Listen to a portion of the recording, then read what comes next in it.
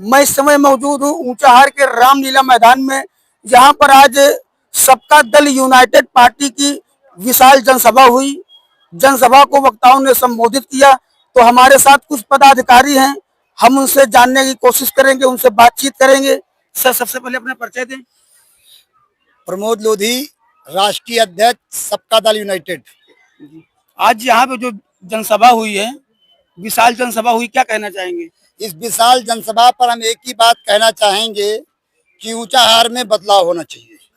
ऊंचाहार की जनता बदलाव मांग रही है, जबकि ऊंचाहार का जाति समीकरण देखा जाए तो 80,000 पासी समाज है, 40,000 लोधी समाज है, 15,000 धोबी समाज है।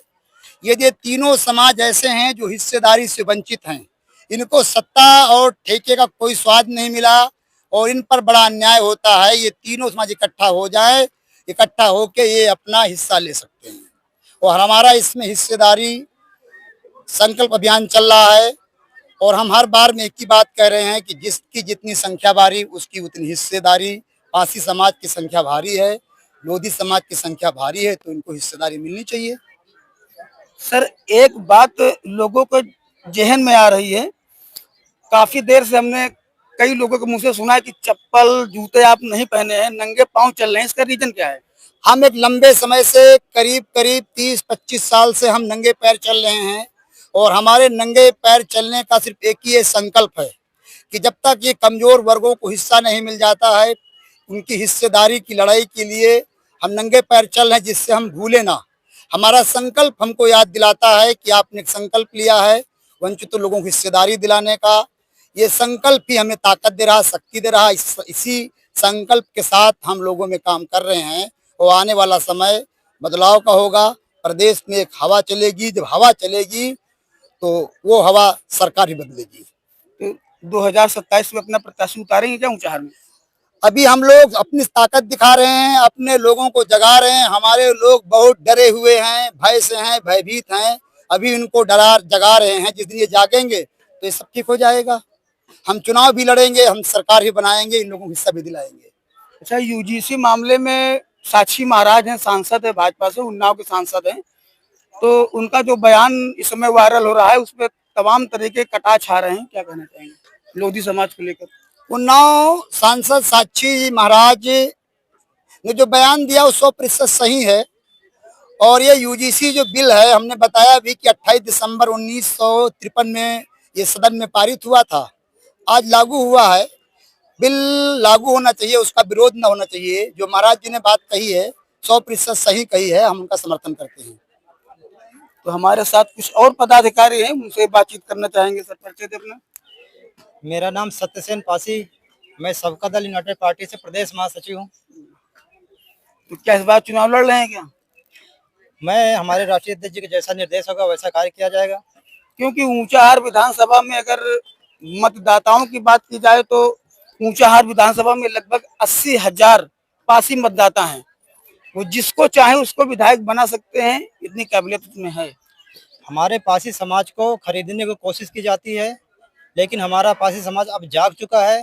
हमारे ऊंचाहार विधानसभा में 80,000 पासी समाज हैं।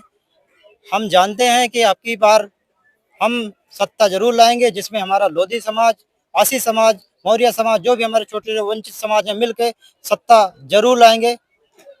अब पासी समाज जाग गया। ऊंचाहार विधानसभा की सत्ता की चाबी अगर देखी जाए तो पासी समाज के पास है।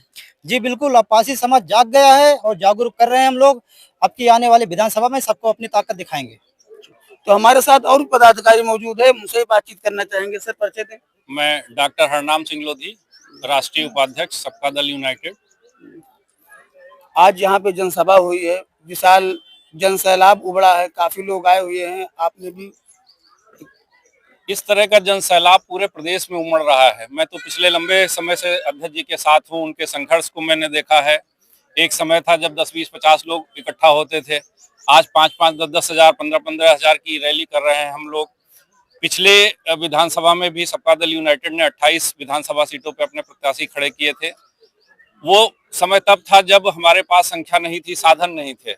आज मुझे बहुत खुशी है कि हमारी पार्टी आगे बढ़ रही है, हमारे पास साधन भी उपलब्ध हो रहे हैं और संख्या दिन पर दिन बढ़ती जा रही है।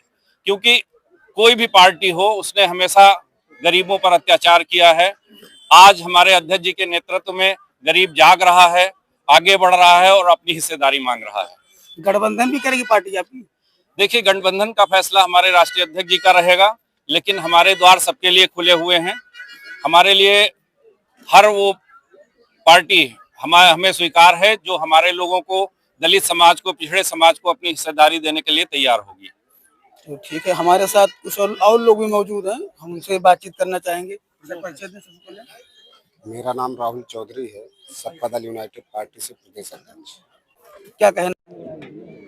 आज सबका दल यूनाइटेड के राष्ट्रीय अध्यक्ष माननीय प्रमोद मोदी जी के नेतृत्व में पूरे उत्तर प्रदेश में कई हजार गांवों का गांव भ्रमण यात्रा किया गया, जिससे बड़े पैमाने पर लाखों हजारों की संख्या आज हमारे कार्यक्रम में लोग इकट्ठा होते हैं।